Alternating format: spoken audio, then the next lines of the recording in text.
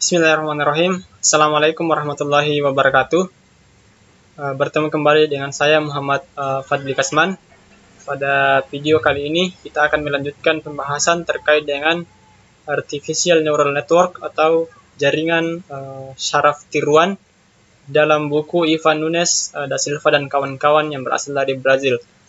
Baik, pada kesempatan kali ini kita akan membahas terkait dengan training process and properties of learning atau proses pelatihan dan sifat pembelajaran dari jaringan syaraf tiruan. Nah, langsung saja bahwa salah satu fitur utama dari sebuah neural network adalah kemampuannya di dalam mempelajari input datasheet yang diberikan sehingga menentukan arah fungsional. Namun olehnya itu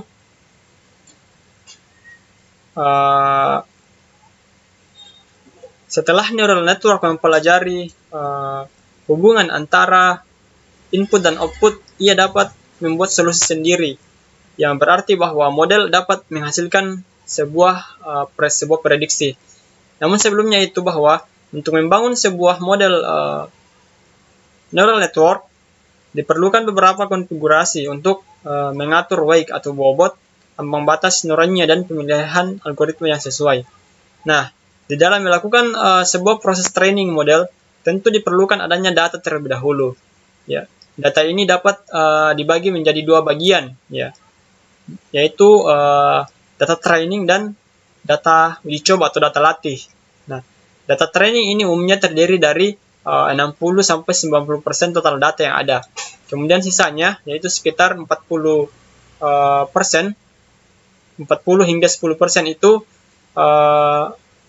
dijadikan sebagai data training untuk mengetahui keakuratan dari model hasil training.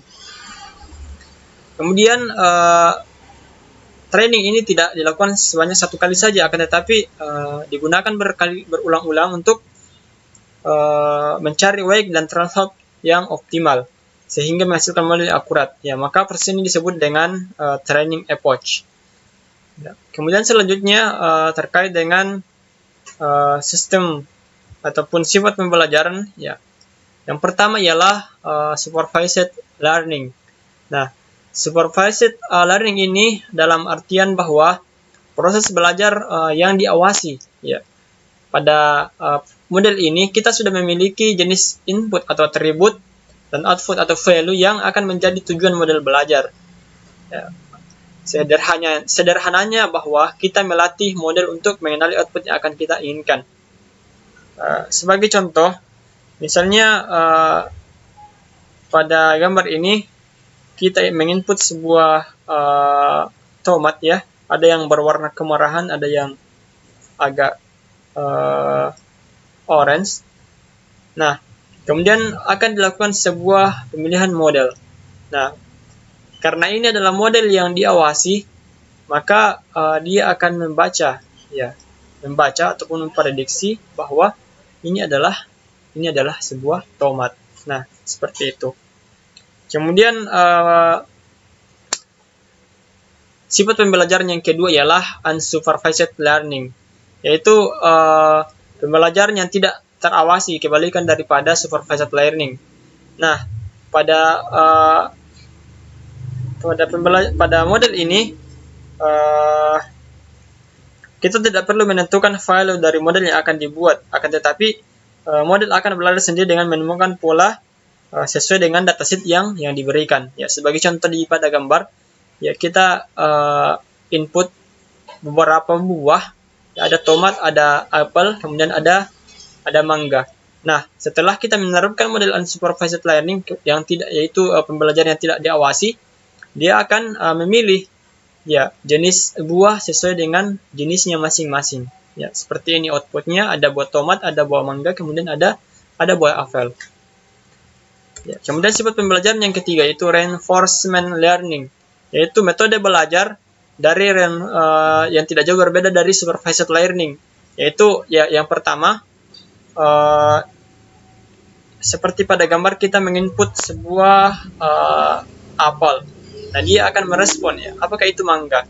Ya, kemudian dimasukkan lagi bahwa Bukan, itu adalah sebuah apel. Kemudian dilakukan catatan bahwa itu adalah ini adalah apel. Kemudian inputnya ya ditentukan bahwa apel. Nah, pada learning reinforcement ini hanya ada dua kategori, yaitu apa puas dan tidak puas. Ya, jika puas maka weight dan threshold pada jaringan tersebut akan diperkuat. Selanjutnya yaitu offline learning atau sering kita sebut sebagai batch learning ataupun penyesuaian weight dan threshold dilakukan tepat setelah semua training selesai dilakukan.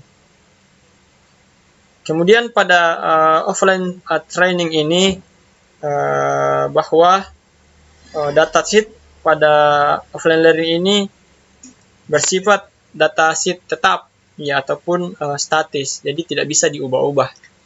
Kemudian selanjutnya yaitu pada online learning. Nah, pada online learning ini merupakan proses learning pada suatu sampel.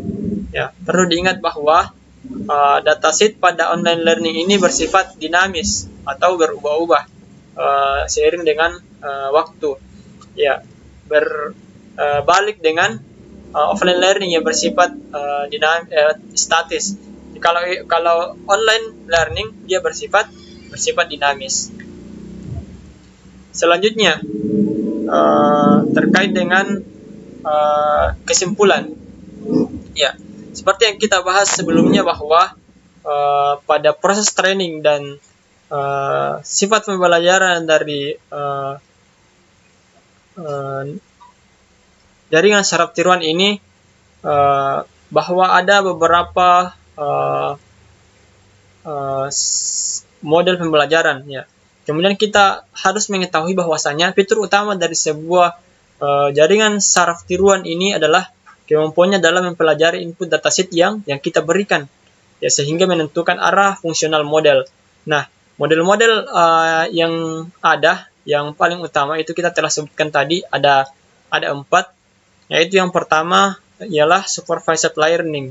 Ya, supervised learning ini ya kita ulang bahwa dia adalah proses belajar yang diawasi. Ini adalah model yang diawasi. Kemudian yang kedua ialah unsupervised learning, yaitu model yang tidak diawasi, ya kebalikan daripada supervised learning. Nah, kemudian yang ketiga ialah offline learning. Offline learning ini ya kita tahu bahwasanya datasheet-nya itu bersifat datasheet tetap ataupun statis. Jadi datasheet pada offline learning ini yaitu bersifat statis atau tetap. Kemudian yang terakhir ialah online learning. Online learning ini merupakan kebalikan daripada offline learning. Ya, yang mana datasheet daripada online learning ini bersifat dinamis ataupun berubah-ubah sesuai dengan perubahan waktu.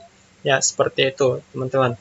Jadi kita harus paham bahwasanya ada 4 model utama ataupun model pembelajaran daripada saraf tiruan, yaitu ada supervised learning, kemudian ada unsupervised learning, kemudian offline learning, kemudian online learning. Mungkin ya ada reinforcement learning. Jadi ada 5 ya. Ada supervised learning, ada unsupervised learning, kemudian ada reinforcement learning, offline learning, kemudian online learning. Ya baik, mungkin ini pembahasan kita terkait dengan training proses dan process of learning dari jaringan saraf tiruan. Semoga bermanfaat. Kurang lebihnya mohon dimaafkan. Assalamualaikum warahmatullahi wabarakatuh.